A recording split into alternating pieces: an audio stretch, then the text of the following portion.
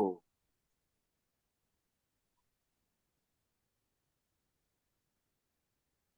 sebelumnya Assalamualaikum warahmatullahi wabarakatuh. Waalaikumsalam warahmatullahi wabarakatuh. Selamat pagi teman-teman semuanya. Pagi. Sebelumnya kami ucapkan terima kasih kepada Ibu Yayu yang telah memberikan kesempatan untuk dapat kami kelompok 2 untuk menyampaikan dari hasil usaha kami.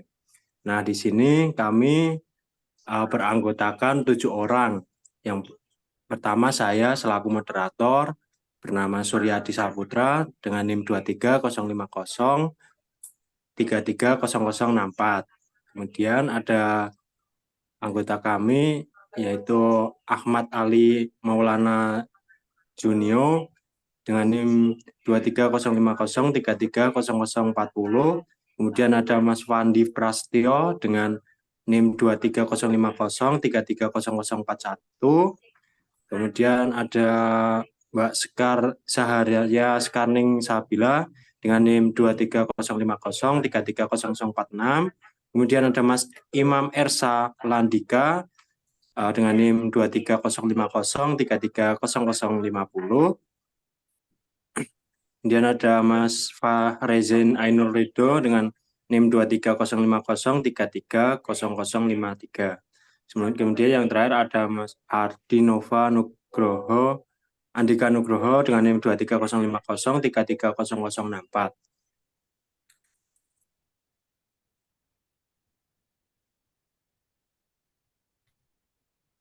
Oke, di sini kami akan membahas 3 poin.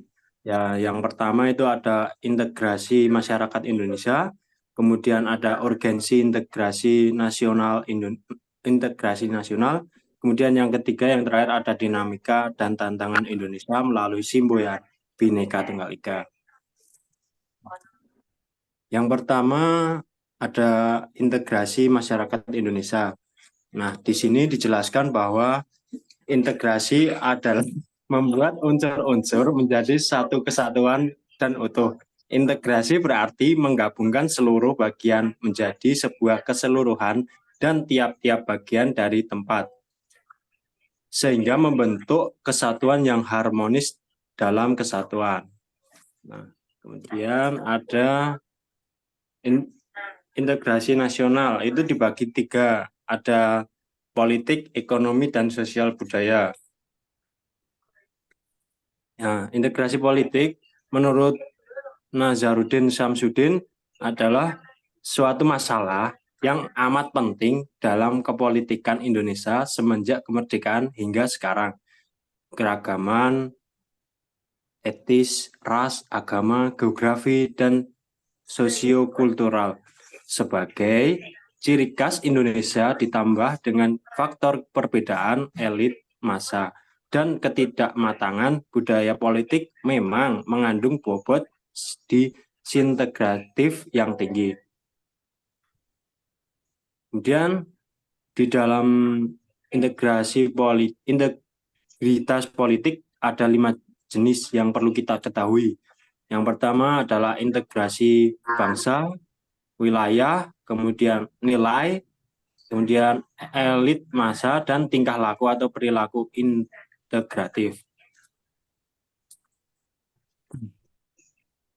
Nah, di sini integrasi ekonomi akan dijelaskan oleh Mbak Sekar. Silahkan, tolong dijelaskan. Selanjutnya ada integrasi ekonomi. Integrasi ekonomi adalah penghapusan atau pencabutan hambatan-hambatan antara daerah yang memungkinkan ketidaklancaran hubungan antar keduanya. Misal peraturan norma dan prosedur dan pembuatan aturan bersama yang mampu menciptakan keterpaduan di bidang ekonomi.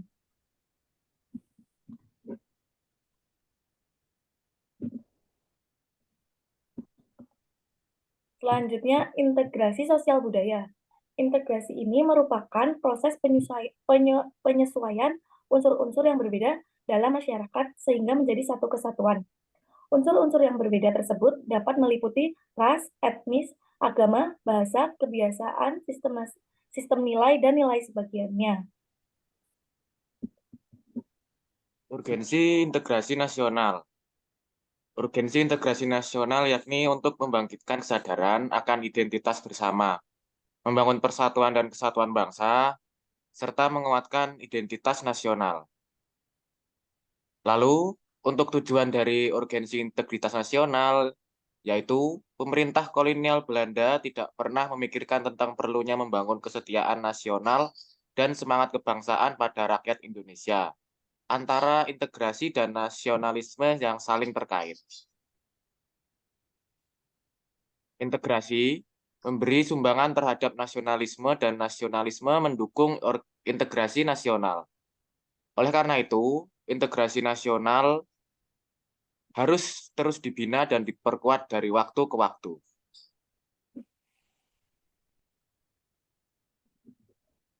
Dinamika dan tantangan Indonesia melalui Boyan Bhinneka Tunggal Ika. Keragaman manusia dimaksudkan bahwa setiap manusia memiliki perbedaan. Perbedaan itu ada karena manusia adalah makhluk individu yang setiap individu memiliki ciri-ciri khas sendiri. Perbedaan itu terutama ditinjau dari sifat-sifat pribadi, misalnya sikap, watak, kelakuan, temperamen, dan hasrat, menurut Setiadi 2006. Multikulturalisme di Indonesia.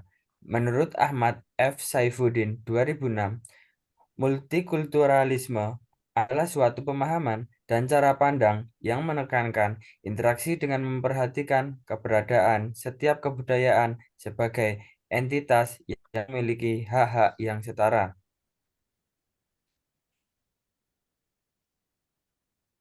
Perkembangan sejarah integrasi di Indonesia.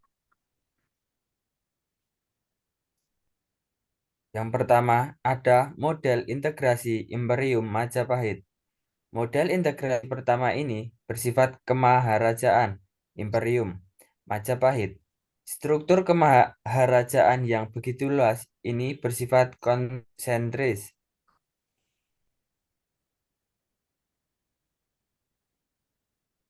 Di mana konsentris dibagi menjadi tiga, yaitu konsentris wilayah inti kerajaan Nagaragung, Pulau Jawa, dan Madura. Konsentris kedua adalah wilayah di Jawa, mancanegara, dan pesisiran yang merupakan kerajaan-kerajaan otonom. Ketiga, tanah sabrang adalah negara-negara Champa, Kamboja, Ayudhya-pura, Thailand.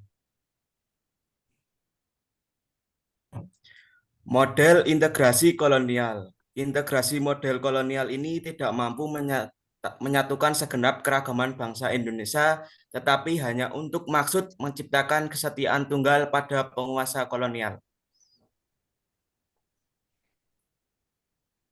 Selain itu, model integrasi nasional Indonesia. Model integrasi ketiga ini merupakan proses berintegrasinya bangsa Indonesia sejak bernegara merdeka tahun 1945.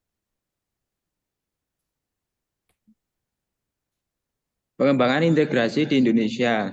Yang pertama, adanya ancaman dari luar.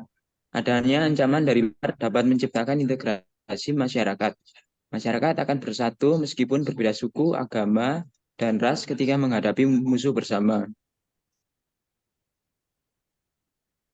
Yang kedua adalah gaya politik kepemimpinan.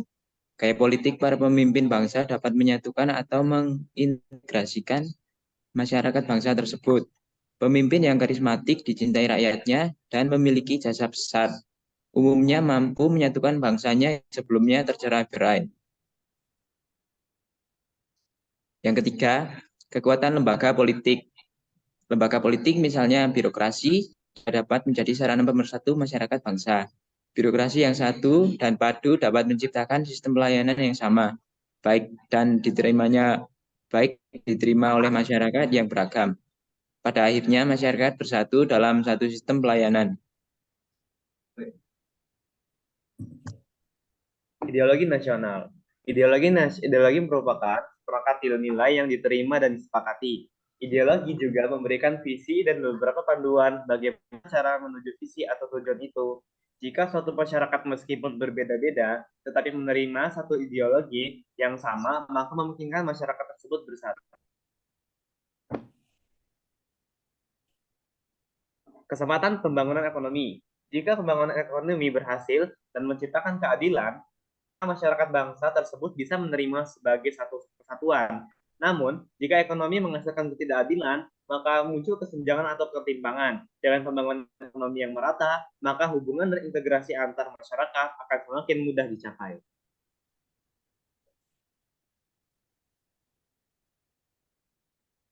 Sunyoto Usman pernah menyatakan bahwa suatu kelompok masyarakat dapat terintegrasi apabila, pertama, masyarakat dapat menemukan dan menyepakati nilai-nilai fundamental yang dapat dijadikan rujukan bersama. Kedua, masyarakat terhimpun dalam unit sosial sekaligus memiliki cross-cutting affiliation sehingga menghasilkan cross-cutting loyalty. Ketiga, masyarakat berada di atas memiliki sifat saling ketergantungan. Apabila masyarakat saling memiliki ketergantungan, saling membutuhkan, saling kerjasama dalam bidang ekonomi, maka mereka akan bersatu. Pendapat lain menyebutkan integrasi bangsa dapat dilakukan dengan dua strategi kebijakan, yaitu polisi asimilasionis dan polisi Bhinneka Tunggal Ika Samsudin 1989.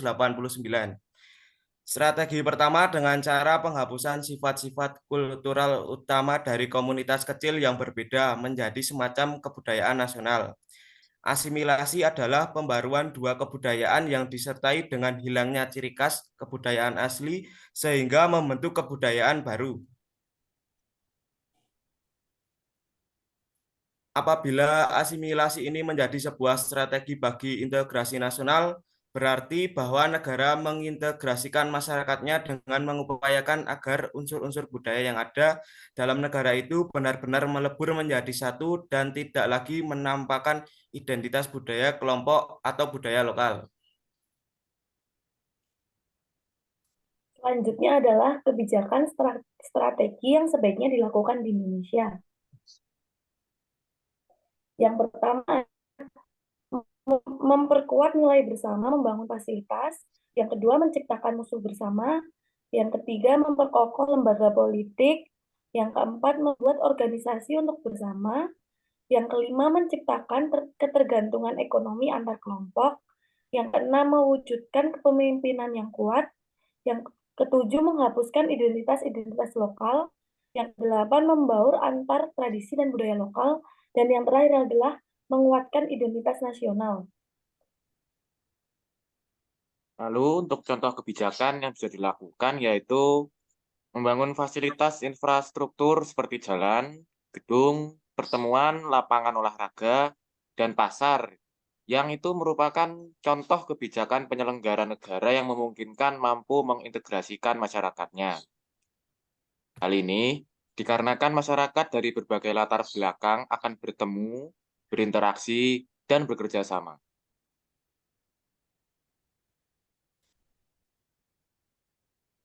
Baiklah, sampailah kita di penghujung slide. Jika ada pertanyaan dapat ditanyakan waktu bertemu tatap muka, tetapi dalam hal ini kita cukup sekian. Apabila dari kami kelompok 2 terdapat kekurangan, terdapat salah, saya mewakili teman-teman memohon maaf sebesar-besarnya. Sekian dari kelompok 2. Assalamualaikum warahmatullahi wabarakatuh. Waalaikumsalam warahmatullahi wabarakatuh. Don Kak Cang. Dan Mbak. Ya.